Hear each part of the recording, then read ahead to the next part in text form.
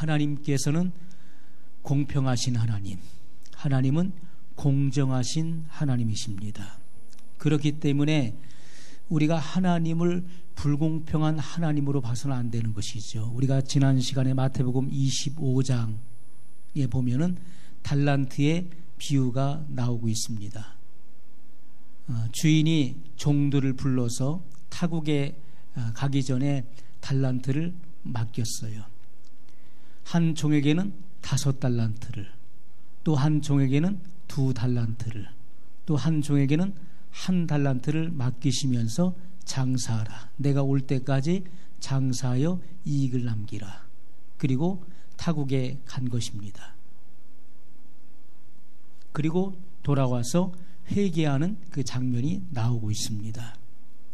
그래서 어떤 이들은 남과 비교해서 왜 저 사람에게는 5달란트를 맡기고 또 저 사람에게는 2달란트를 맡겼는데 나에게는 왜 1달란트를 맡겼는가? 불공평하다. 원망 불평하면서 그 1달란트를 활용하지 않고 땅속에 숨겨두었다가 주인이 왔을 때 그 1달란트를 그대로 가지고 왔다가 어미의 책망을 받고 바깥 어두운 데로 쫓겨나는 그러한 내용이 성경에 분명히 기록되어 있습니다. 여러분, 이것은요, 주님께서는 이미 각 사람의 모든 역량을 아시는 것입니다. 그 영적 수준을 아시는 것이고요, 영적 연령을 아시는 것이고, 각 사람의 그 믿음의 분량을 아시는 거예요. 그 마음의 도량을 아시는 거예요. 그렇기 때문에 그 각 사람이 감당할 만한 그 분량대로 맡기시는 것입니다. 그렇기 때문에 왜 저 사람은 5달란트고 저 사람은 2달란트고 나는 1달란트밖에 안 주셨는가? 그것은 그 사람의 역량과 분량이 1달란트 분량이기 때문에 그것을 맡기시는 거예요. 우리가 해야 될 것은 적은 일에 충성하는 것입니다. 각자에 맡겨진 그 분량대로 우리는 분수에 넘는 생각을 해서는 안 되는 것이고, 마땅히 받은 그 분량에 충성해야 되는 것입니다. 이 땅에 생하는 모든 일들은 적은 일이에요. 적은 일에 충성한 자의 결과는 우리가 하나님의 나라에 갔을 때 큰 일을 맡기신다는 거예요. 공중 혼인잔치에서 큰 일을 맡기시는 것입니다. 그것이 성경이 우리에게 분명히 말씀하고 있는 것이죠. 우리가 그 앞으로 하나님의 나라에 가게 되면은 분명한 계급이 있다는 것을 말씀을 드렸어요. 누가복음 19장에 보면 문화의 비유가 나옵니다. 10종을 불러서 각각 한 문화씩 맡겼어요. 그것을 가지고 장사하라는 것입니다. 주인이 돌아와서 회개할 때 한 종이 나와서 말하기를, 주여, 주인께서 제게 1문화를 맡기셨는데 제가 10문화를 남겼나이다. 잘하였도다. 착하고 충성된 종아, 10고울의 권세를 맡으라. 또 한 종은 나와서 말하기를, 저는 1문화를 가지고 5문화를 남겼나이다. 잘하였도다. 착하고 충성된 종아, 너는 5고울의 권세를 맡으라.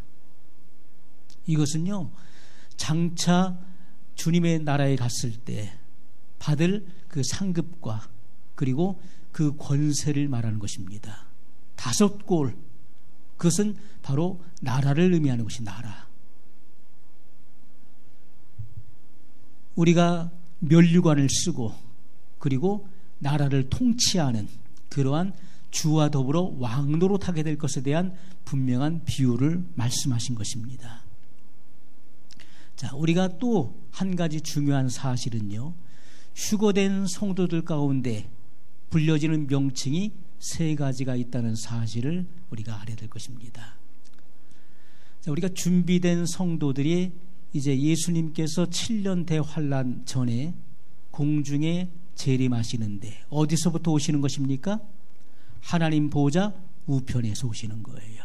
왜냐하면 예수님께서 부활 승천하셔서 하나님 보좌 우편에 앉으시다고 말씀하고 있어요. 우편, 하나님 보좌 우편에서 지금도 우리를 위하여 친히 간구하신다고 말씀하고 있어요. 우리를 위해서 기도하시는 주님, 그러므로 하나님 보좌 우편으로부터 공중으로 강림하시는 것입니다.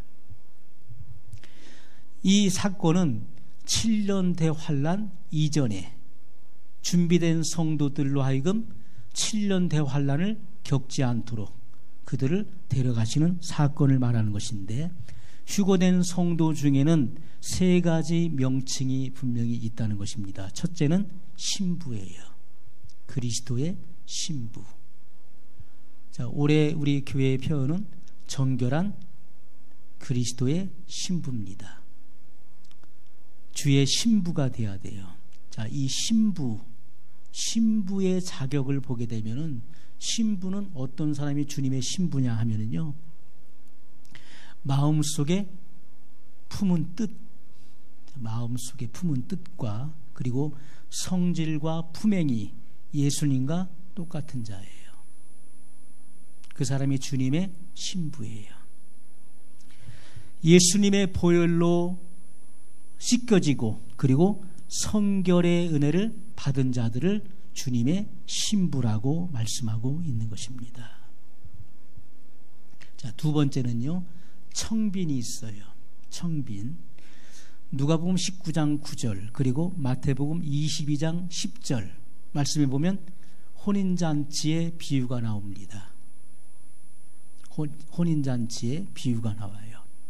거기에 보면 이 청빈이라고 하는 것은 청함을 받은 손님들을 말하는 거예요. 여러분, 혼인잔치에는 신랑 신부만 있는 것입니까? 신랑 신부만 딱 와서 예식을 하는 건가요? 그렇지가 않죠.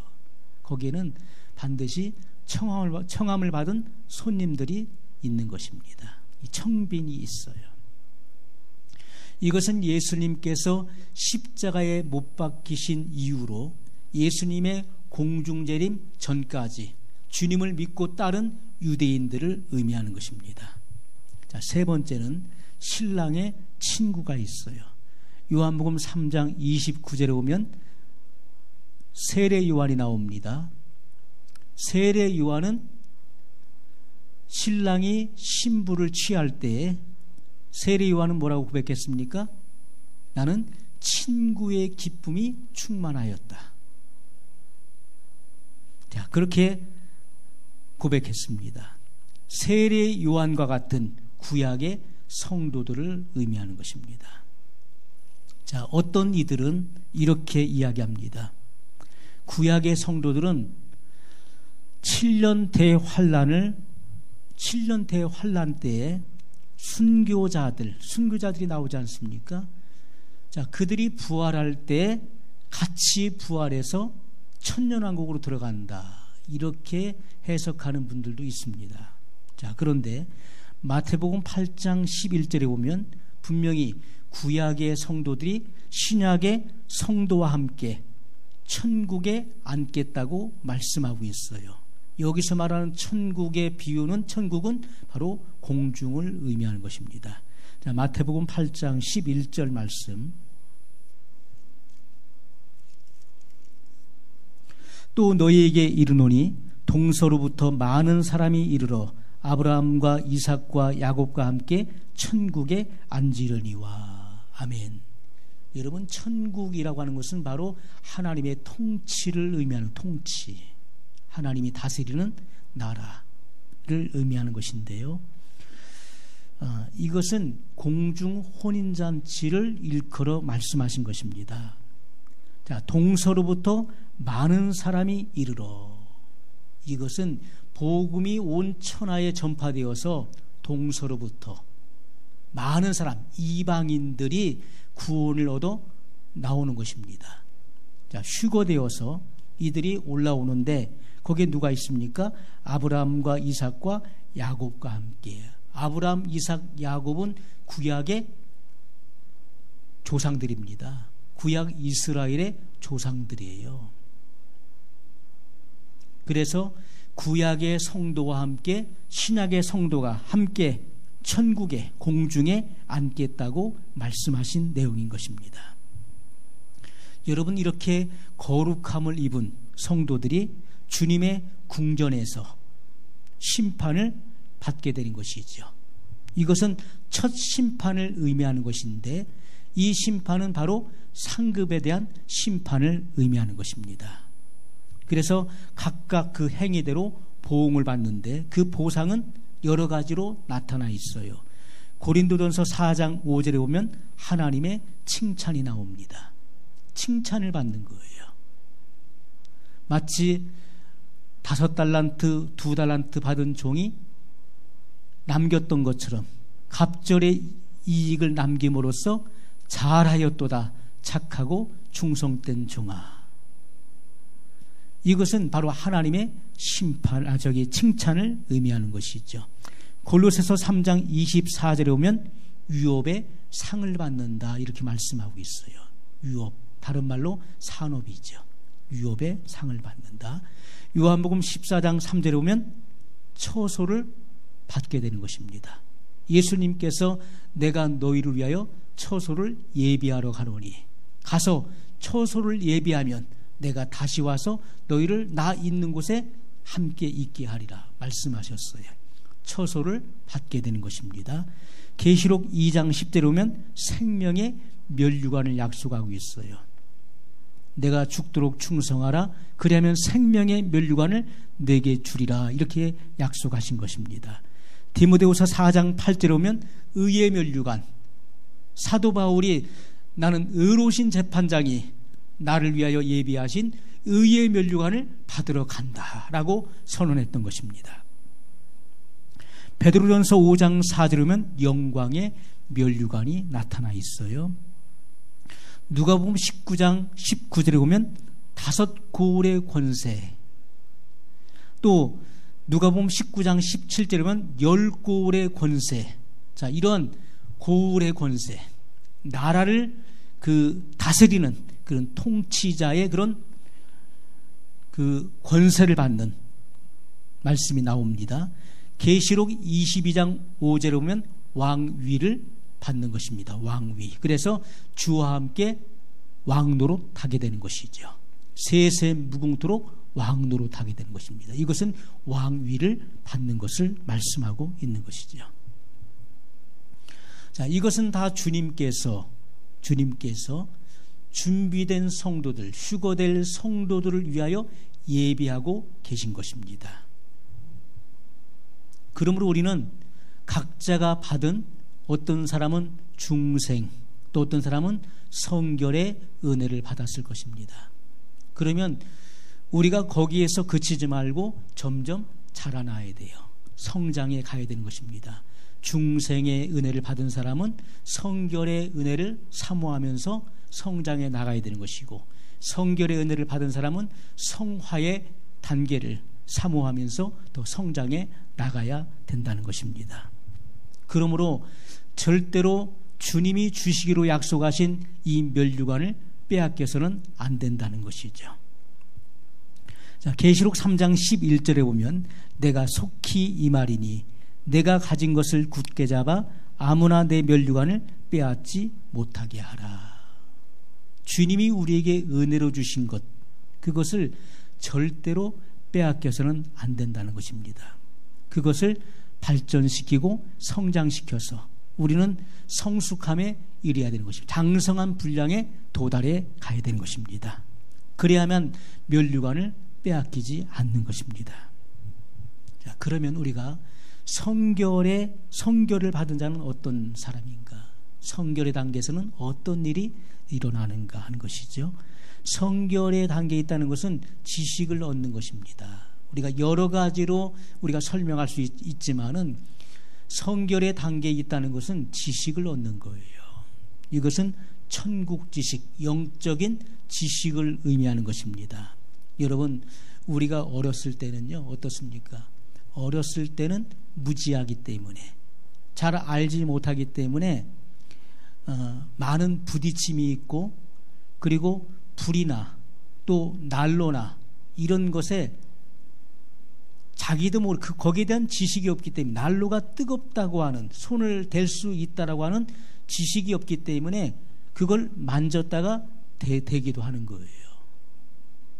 불을 잘못 만져가지고 화상을 입기도 하는 거예요. 왜냐하면 어렸을 때는요, 지식이 부족한 거예요. 그래서 이런 위험에 자주 노출되는 것입니다. 그러나 어른은 어떻습니까? 많은 지식을 가지고 있는 거예요. 불에 대한 지식, 또 뜨거운 난로를 만졌을 때 어떻게 된다는 것에 대한 지식을 가지고 있는 거예요. 그렇기 때문에 그러한 실수가 적어지는 것입니다. 자, 우리가 이 죄라고 하는 것, 그래서 신앙의 단계가 그 낮은 단계에 있을 때는 이런 죄에 대한 그 무지함으로 인해서 쉽게 죄를 범하게 되는 것이죠. 그러나 성결의 단계에서는 참된 지식을 가지고 있기 때문에, 영적인 지식, 참된 지식을 가지고 있기 때문에 죄에 대한 판단을 하게 되죠. 그리고 그 결과가 어떻다는 것을 알고 있기 때문에 죄를 범하지 않게 된다는 것입니다. 또 성결을 받은 사람은 능력을 얻게 되는 것이죠. 능력을 받게 된다. 이것은 뭐 사람을 해치거나 또는 어떤 물질적인 것을 파괴하는 능력이 아니라 이것은 신령한 능력을 말하는 것입니다. 신령한 능력, 영적인 능력을 받게 되는 것을 말씀하는 것입니다. 죄악을 이기고 그리고 모든 유혹을 물리치는 능력을 의미하는 것이죠. 자, 우리가 창세기 19장에 보면 요셉이 보디발의 아내로부터 유혹을 받을 때 그것을 물리쳤던 것을 보게 됩니다. 이것은 바로 성결의 능력을 의미하는 것입니다. 자, 또 사랑의 충만함을 입게 되는 것입니다. 그래서 우리가 이 성결이라고 하는 말을 퍼펙트 러브라고 표현했어요. 요한 웨슬리는 성결의 단계를 퍼펙트 러브, 이것은 완전한 사랑을 의미하는 것이죠. 사랑의 능력을 힘입게 되는 것을 말씀하고 있는 것입니다. 성결의 은혜를 받게 되면 첫 번째 나타나는 것이 타인의 죄를 용서하게 되는 것입니다. 그리고 겸손한 사람이 되는 것이죠. 성결의 은혜를 받은 사람은 절대 교만할 수가 없는 거예요. 겸손한 것입니다. 그리고 은혜가 장성하게 되는 것입니다. 은혜가 장성하게 된다. 성결의 은혜를 받은 후부터는 일취월장 그 은혜가 장성하게 되어 있습니다. 그 성장의 속도가 굉장히 빠르게 되어 있는 것입니다. 그래서 장성하고 또 장성하며 전진하고 또 전진하게 되어 있는 것이죠. 그러므로 우리가 이 성결을 사모해야 되는 것입니다. 자, 성결을 받은 사람은 타락할 수 없는가? 타락할 가능성이 있는 것입니다. 왜냐하면 사람은 다 자유의지를 가지고 있기 때문에, 자유의지라고 하는 것이 무엇입니까? 선택과 결정할 수 있는 능력을 의미하는 거예요. 자유의지는 내가 선택하고 결정할 수 있는 능력이에요. 성결의 은혜를 받은 사람도 자유의지를 가지고 있기 때문에 그 자유의지를 선용할 수도 있고 악용할 수도 있는 것입니다. 그러므로 우리가 이 자유의지를 남용해서 육체의 기회로 삼게 되면 타락할 수 있는 것이죠. 죄를 범할 수 있는 것입니다. 그러므로 항상 조심해야 된다는 것이죠. 우리가 성결의 은혜를 받는 것보다도 더 어려운 것은 성결의 은혜를 유지하는 거예요. 자전거를 우리가 배워서 타는 것도 중요하지만은 그 자전거를 계속해서 타기 위해서는 굴려야 되는 것이죠. 페달을 밟아야 되는 것입니다. 자전거를 아무리 잘 타는 사람도 페달을 계속해서 밟지 않으면 그 사람은 넘어지게 돼 있어요. 계속해서 성장을 거듭해 나가야 되는 것입니다. 자, 우리가 성결한 사람은 성결의 생애를 유지하기 위해서, 그것은 성령의 내주하심, 성령께서 내주하시죠. 우리가 로마서 8장 9절에 보면 그리스도의 영이 없으면 그리스도의 사람이 아니니라, 이렇게 말씀하셨어요. 그리스도의 영이 없는 사람은 그리스도의 사람이 아닌 것입니다. 갈라디아서 5장 16절 이하에 보면요, 성령으로 살면 성령으로 행할지니, 이렇게 말씀했어요. 이것은 성령이 내주하는 사람은요, 항상 성령의 음성이 있는 것입니다. 성령께서 우리 안에 내주하시는 목적은 분명한 것이죠. 그것은 우리의 영달을 위해서, 우리의 성공을 위해서 우리 안에 내주하신 것이 아니라는 것이죠. 오직 하나님의 지고한 뜻을 성취하기 위해서 내 안에 오신 것이고요. 그리고 성도의 궁극적 구원을 이루시기 위해서 우리 안에 와 계시는 것입니다. 그러므로 성령께서는 내 안에서 선한 욕구, 선한 소원을 계속해서 불러일으키시는 분이시죠. 그러므로 성령께서 계속해서 말씀하시는 그 음성에 내가 귀를 기울일 수 있어야 돼요. 내가 어떠한 문제 앞에 섰을 때, 내가 어떤 일을 결정해야 될 상황에 놓여 있을 때, 우리는 항상 성령의 음성을 들어야 돼요. 그렇지 않으면 성령의 소욕을 내가 거스르게 되면 마귀의 소욕을 쫓아갈 수밖에 없는 것이죠. 죄의 소욕을 따라갈 수밖에 없는 것입니다. 그래서 우리가 성령의 음성에 귀를 기울여야 돼요. 사람이 죄를 짓는 것은 어떻게 해야 죄가 성립됩니까? 그냥 성립되는 게 아니에요. 우리가 죄를 지으려고 할 때 성령이 내주하시는 사람은 이 안에서 성령의 탄식과 성령의 외침이 있는 것입니다. 끊임없이 성령께서 내 안에서 말씀하시는 거예요. 그러나 우리가 성령의 이 탄식과 성령의 외침에 대해서 내가 귀를 닫아버리고 등을 돌려야만 죄를 질 수 있게 되는 것입니다. 그냥 죄를 짓는 게 아니에요. 성령의 음성을 내가 무시해버려야 되는 거예요. 거기에 내가 귀를 꽉 막아버려야 죄를 질 수 있는 것입니다.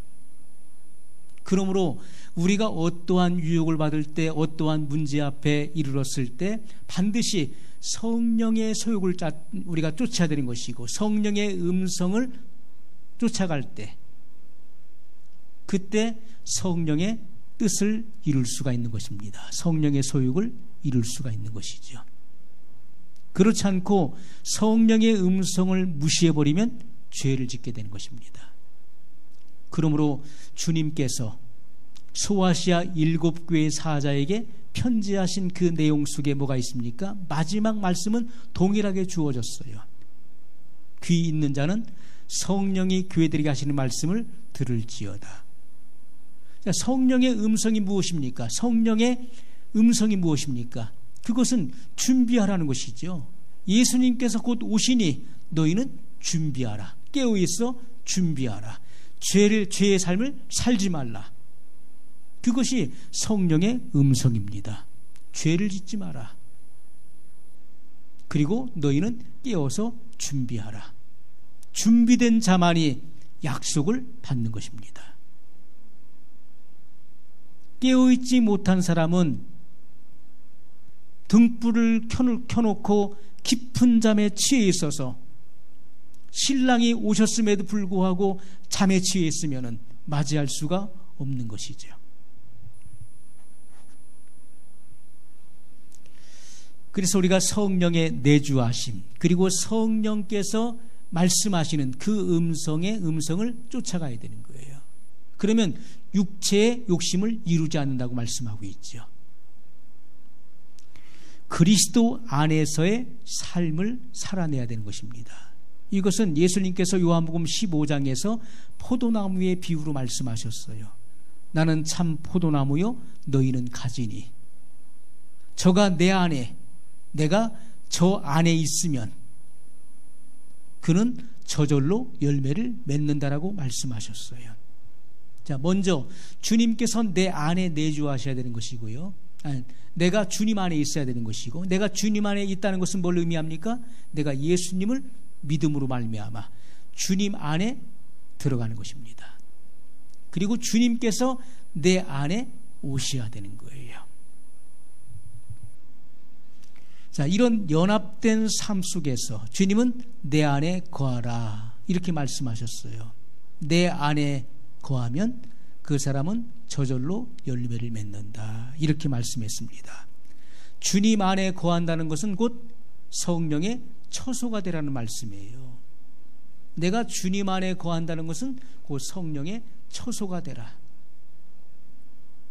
그러면 성령이 내 안에 오시는 것입니다. 처소가 준비되어 있지 않는데 주님이 어떻게 오십니까? 이 처소를 깨끗하게 비워야 되겠죠. 나의 것으로 더러움으로 가득 차 있는데 성령이 어떻게 오십니까? 속이 깨끗해져야 되는 것이죠. 주님의 보혈로 씻겨져야 되는 것이죠. 그래야 성령이 내 안에 내주하셔서 선한 열매를 맺게 하실 수 있는 것입니다. 그리고 깨어 기도함으로 성결한 생애를 우리가 보낼 수가 있게 되는 것입니다. 그러므로 우리가 분명히 알아야 될 것은 우리가 성결은 이상이 아니라는 거예요. 성결은 체험입니다. 성결은 꿈이 아니에요. 성결은 분명하고도 확실한 체험입니다. 일생일대에 잊혀질 수 없는 확실한 체험이에요. 그러므로 우리는 명확한 체험이 있어야 되는 것이고요. 그리고 주님의 보혈이 내가 지은 죄뿐만 아니라 내 마음까지도 정결케 하심을 우리는 경험해야 된다는 것입니다. 마음을 정결케 하신다. 우리의 더러워진 양심을 깨끗게 하시는 것은 주의 보혈입니다. 주님의 보혈이 우리의 더러워진 양심을 깨끗하게 하고 그리고 예민하게 만드시는 것입니다. 우리가 양심이 화인맞게 되면 그 사람은 심판을 받는 거예요. 양심을 잘 지켜야 되는 것입니다. 사도 바울도 고백하기를 내가 하나님과 사람 앞에 양심의 거리낌이 없기를 항상 힘쓰노라 이렇게 고백했던 것입니다. 이 양심이 묻어지면 안 돼요. 사람이 양심을 속여보십시오. 처음에는 양심이 떨리고 이 안에서 양심의 소리가 얼마나 크게 들립니까? 그거 잘못된 거다. 하나님이 다 보고 계신다. 양심의 소리가요 내 안에서 외치는 것입니다. 그래서 심장이 두근두근 떨리는 거예요. 죄를 지을 때 율법이 오기 전에도 사람의 양심이 있었잖아요. 인간이 타락한 이후에 하나님께서는 인간을 양심 아래 두셨던 것입니다. 처음에는 하나님께서 지엄한 말씀을 주셨죠. 그때는요 단 하나의 율법, 단 하나의 계명만이 존재했었어요. 단 한 가지입니다. 동산 중앙에 있는 선악을 알게 하는 나무의 실과를 먹지 말라. 그것을 먹는 날에는 내가 정령 죽으리라. 그것이 하나님께서 아담에게 주신 단 하나의 율법이었고 단 하나의 계명이었던 것입니다. 얼마나 지엄한 것이었습니까? 단 한 가지였어요. 그런데 그것을 지켜내지 못했어요. 자유의지를 가지고 악용했던 것입니다. 자유의지를 남용함으로써 죄 가운데 떨어지게 되었어요. 그러므로 우리가 이 자유의지를 어떻게 사용하느냐는 것은 굉장히 중요한 것입니다. 자유의지를 어떻게 사용하느냐. 우리가 성결은 이상적인 것이 아니라 성결은 반드시 경험해야 되는 것입니다. 체험해야 된다는 거예요. 그래서 우리의 마음의 죄까지도 없이 하시는 이 놀라운 주님의 거룩한 보혈을 경험해야 되는 것이고, 성령의 불로서 우리의 심중의 죄까지도 태워버리시는 그런 놀라운 능력을 체험해야 된다는 것입니다. 자, 여기 혼인잔치 때 신부, 그리고 또 청빈, 청함을 받은 자들. 자, 열처녀의 비유에서 나오는 그러한 그 열처녀, 원래 열처녀는 누굴 말합니까? 들러리들, 시녀들을 의미하는 거예요. 열처녀가, 그런데 그 열처녀의 비유에서 신부가 나오지 않잖아요. 그 열처녀는 신부가 아닙니다. 그들은 신부의 들러리들이고, 그리고 신부의 시녀들을 의미하는 것이죠. 하지만 그 비유에서, 열처녀 비유에서 신부가 등장하지 않는 것은 그 열처녀가 신부의 자리를 차지하고 있기 때문에, 신부의 자리를 대신하고 있기 때문에 그렇게 열처녀의 비유로 말씀하셨던 것이죠. 자, 열처녀와 같은 이러한 그 시녀들이 나오는 것입니다. 그리고 계시록 19장 9절, 오늘 말씀입니다. 천사가 내게 말하기를 기록하라.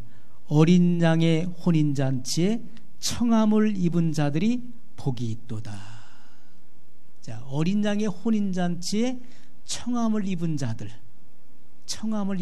복이 있도다. 이렇게 말씀하고 있어요. 이것은요, 여러 그 손님들을 의미하는 것이죠. 여러 손님들이 함께 참여하게 될 것을 분명히 말씀하고 있는 것입니다. 여러분, 마태복음 22장 10절 말씀 한번 보시죠. 마태복음 22장 10절 말씀. 자, 주님께서 혼인잔치의 비유를 하신 내용이에요. 혼인잔치. 자, 혼인잔치에 청함을 받은 사람들이 오질 않았어요.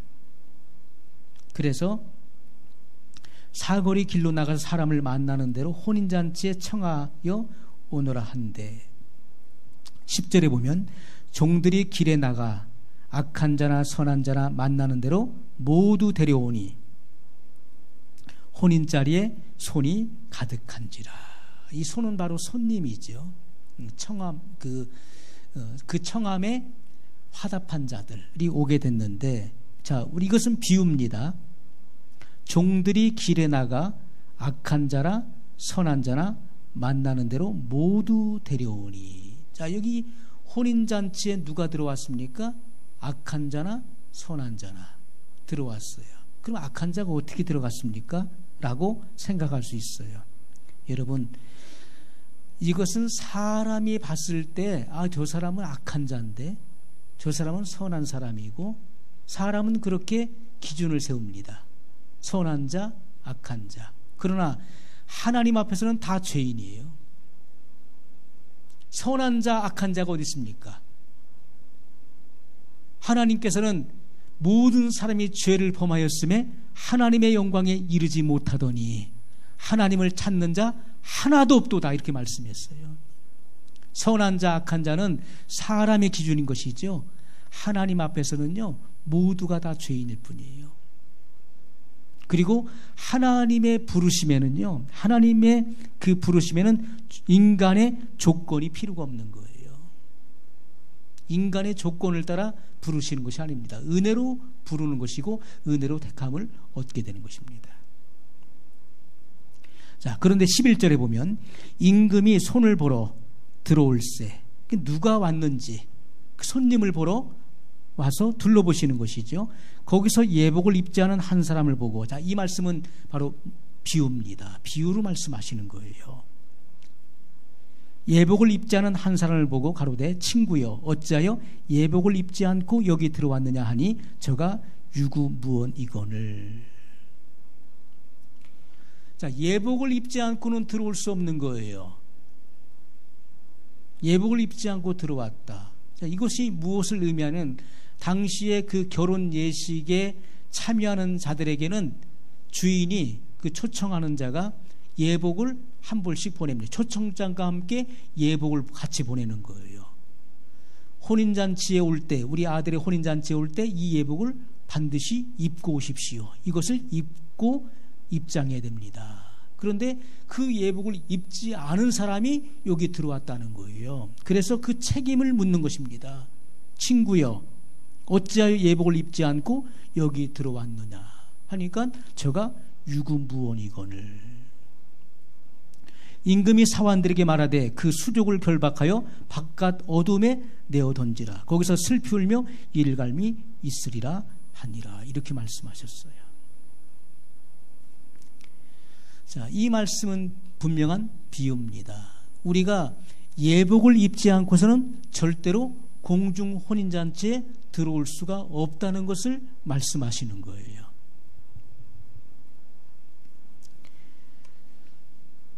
자, 19장 7절, 우리 계시록 19장 7절 말씀.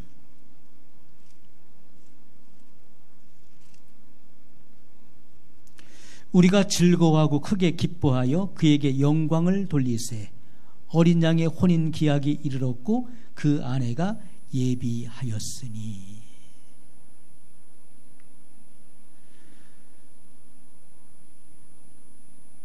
자, 우리가 크게 기뻐하고 즐거워하며 하나님께 영광을 돌리는데 어린 양의 혼인 기약이 이르렀다. 그리고 누가 예비하였습니까? 어린 양의 아내가 예비하였다. 신부가 예비하였다. 자, 혼인 기약이 이르렀지만은 신부가 준비가 안 돼 있다면은, 신부가 준비가 돼 있지 못하다면은 어떻게 되겠습니까? 준비되어 있지 않은 사람은 올라가지 못하는 거예요. 반드시 혼인 기약이 이르렀을 때 그 신부는 준비되어 있어야 되는 것입니다. 그때에 혼인 기약이 이르렀을 때, 이것은 예수님의 공중 재림을 의미하는 거예요. 예수님께서 공중에 재림하셨을 때 그것은 혼인 기약이 이르렀다는 거예요. 그 결혼식 날을 의미하는 것입니다. 그때 내가 준비가 되어 있지 않았으면은, 신부가 준비되어 있지 않으면 올라갈 수가 없는 거예요. 반드시 준비되어 있어야 되는 것입니다. 그래서 그 아내는 바로 신부를 말하죠. 그 아내가 은혜를 받아서 깨끗하고 흰 세마포를 입고 있어야 되는 것입니다. 성결은 바로 공로가 아닙니다. 성결은 은혜예요. 하나님의 은혜. 하나님의 은혜로 성결의 은혜도 주어지는 것입니다. 자, 그런데 성경은 분명히 말씀하고 있어요. 8절에 보면 그에게 허락하사 빛나고 깨끗한 세마포를 입게 하셨은즉 이 세마포는 성도들의 옳은 행실이로다 하더라. 자, 무엇을 허락하셨고 무엇을 입게 하셨습니까? 빛나고 깨끗한 세마포예요. 빛나고 깨끗한 세마포는 뭘 의미합니까? 대제사장의 예복을 의미하는 것입니다. 대제사장이 이러한 화려한 예복, 빛나고 흰 세마포, 깨끗한 세마포 옷을 입고 1년에 한 번 대속죄일에 지성소에 들어가는 거예요. 그 지성소에 들어갈 때 입는 예복을 의미하는 것입니다. 이것이 바로 성도들의 옳은 행실이에요. 우리는 다 왕같은 제사장들입니다. 왕같은 제사장. 그러므로 우리가 지성소에 들어갈 수 있는 거예요. 예수님께서 십자가에 못 박히시기 이전에는 어땠습니까? 성소와 지성소를 가로막고 있는 휘장이, 커튼이 쳐져 있었어요. 자, 여기가 성소라면은 여기에 커튼, 휘장이 쳐져 있고 저 뒤에가 지성소예요. 그 예수님께서 십자가에서 죽으심으로 예수님께서 다 이루었다 하고 운명하셨을 때, 그때 성소 휘장이 위로부터 아래로 찢어져서 두 조각이 났어요. 실제로 일어난 일입니다. 그래서 제사장들이 깜짝 놀랐어요. 왜냐하면 지성소는 아무나 들어갈 수 없어요. 대속죄일에 대제사장이 한 번 들어갈 수 있는 거예요. 그런데 그 거룩한 지성소가 활짝 열려버린 거예요. 이것은, 그 휘장은 바로 예수님의 육체를 가리키심이라 히브리 기자가 그렇게 기록해 놓았습니다. 예수님께서 자기 육체를 찢으심으로 하나님께 나아갈 수 있는, 은밀한 지성소로 나아갈 수 있는 새롭고 산 길을 열어놓으신 것이죠. 그러므로 우리는 다 왕같은 제사장, 대제사장이 되어서 은밀한 지성소로 그대로 들어가게 되는 것입니다. 여러분, 지금 카톨릭에서는 자기가 지은 죄를 고해성사하죠. 신부에게 다 고해바칩니다. 그럼 신부가 용서해주는 그런 역할을 하죠. 여러분, 우리가 그렇게 할 이유가 전혀 없는 것입니다. 제사장, 또 다른 어떤 제사장의 역할이 필요 있는 게 아니에요. 우리는 은밀한 지성소, 하나님의 임재가 있는 하나님 앞에 그대로 나가는 것입니다. 왜요? 예수 그리스도의 의를 입었기 때문에, 왕같은 제사장이 되었기 때문에 하나님 앞에 바로 나가서 죄를 자백하면 예수님의 그 피가 우리의 죄를 씻는 것입니다. 고해성사가 아니에요. 그건 잘못된 가르침입니다. 하나님 앞에 직접 우리는 자백하는 거예요. 그러므로 주의 보혈이 우리를 씻는 것입니다. 구원은 위로부터 아래로 임하는 거예요. 성소 휘장이 위에서 아래로 찢어졌어요. 이것은, 인간의 구원은 바로 하나님으로부터 인간에게 내리는 은혜요 역사인 것을 분명히 말씀하고 있어요.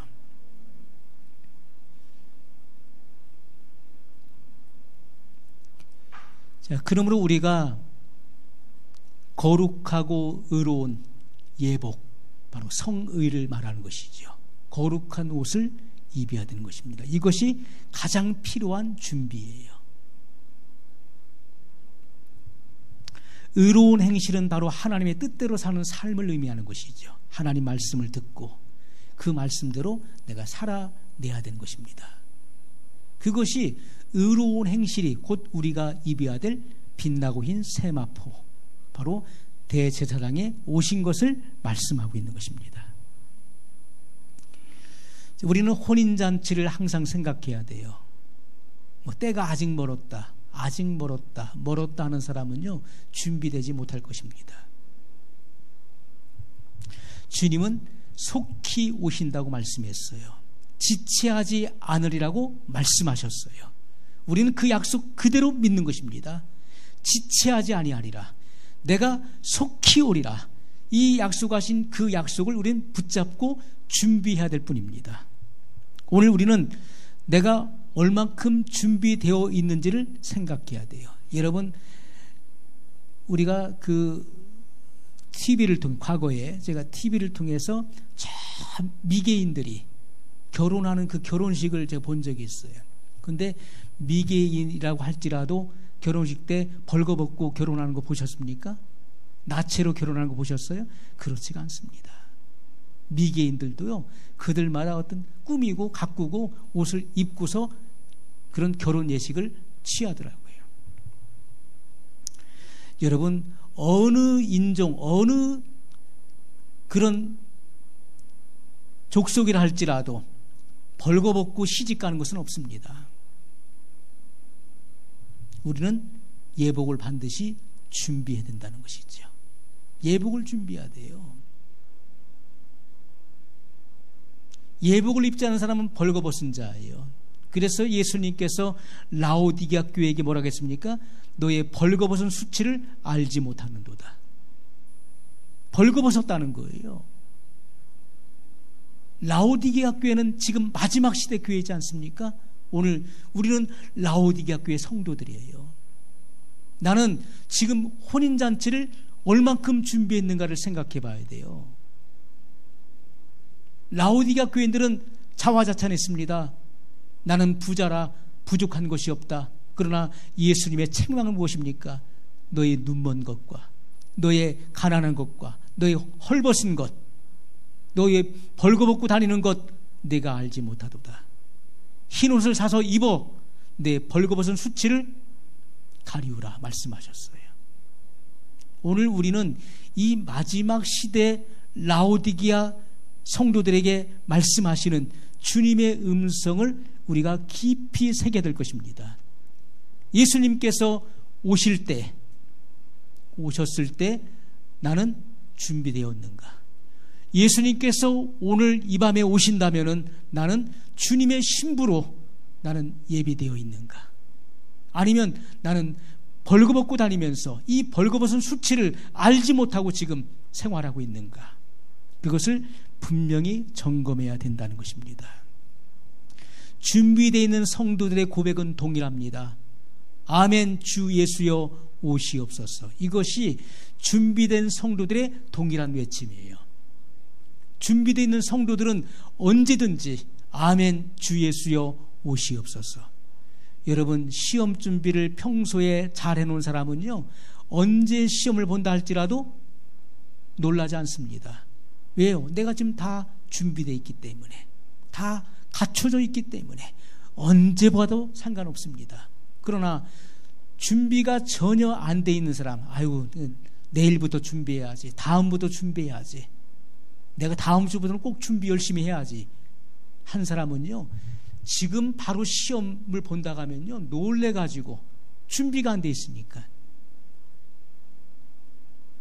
우리는 지금 준비되어 있지 않은가?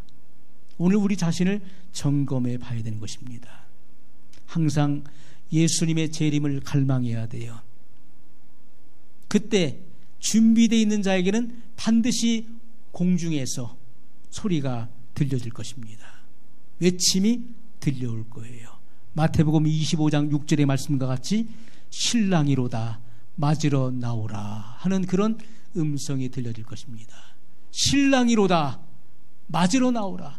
신랑이 오셨으니 맞으러 나오라. 이러한 음성이 각 사람에게 들려질 것입니다. 그래서 주님의 혼인잔치로 호련히 변화되어 순식간에 구름 속으로 끌어올려 공중에서 예수님을 만나게 된다는 거예요. 그토록 사모했었던 주님, 그토록 만나고 싶었던 그 주님의 실체를 그때 보게 된다는 것입니다. 자, 요한 1서 3장 2절에 보면요, 요한 1서 3장 2절 말씀, 사랑하는 자들아 우리가 지금은 하나님의 자녀라. 장래에 어떻게 될 것은 아직 나타나지 아니하였으나 그가 나타내심이 되면, 이것은 예수님의 재림, 공중 재림을 의미하는 것이죠. 그가 나타내심이 되면 우리가 그와 같을 줄을 아는 것은 그에 계신 그대로 볼 것을 인함이니, 이렇게 말씀했어요. 우리가 어떻게 됩니까? 예수님과 같이 된다는 거예요. 부활의 몸이 된다는 거예요. 영광스러운 몸으로 변화된다는 거예요. 그리고 주님을 그대로 본다는 것입니다. 영광스러운 주님의 몸을 우리가 보게 된다는 거예요. 계시록 3장 20절 말씀입니다. 볼지어다 내가 문 밖에 서서 두드리노니 누구든지 내 음성을 듣고 문을 열면 내가 그에게로 들어가 그로 더불어 먹고 그는 나로 더불어 먹으리라. 여러분, 이 말씀은 주님과 더불어 한 식탁에 앉아서 음식을 먹게 된다는 거예요. 공중 혼인잔치에 올라가서 주님이 배설해 놓은 그 잔치자리에 주와 함께 앉아서 함께 먹고 마시라고 약속하고 있는 말씀인 것입니다.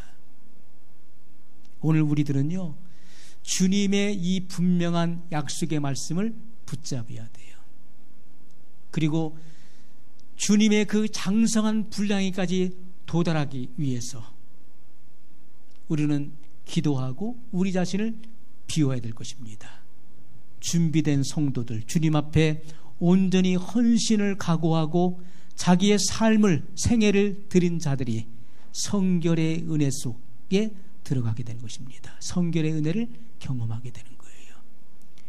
오늘 주님이 다시 오심, 주님의 재림을 갈망하고 사모하면서 우리 한 목소리로 같이 기도하겠습니다. 영원하신 사랑의 하나님 아버지, 감사합니다. 성경에서는 분명히 예수님의 다시 오심을 약속하고 있고 신약 성경에서만 311회 이상 약속하고 있습니다. 주님이 다시 오신다. 예수님께서 재림하신다고 하는 주님 성경 신구약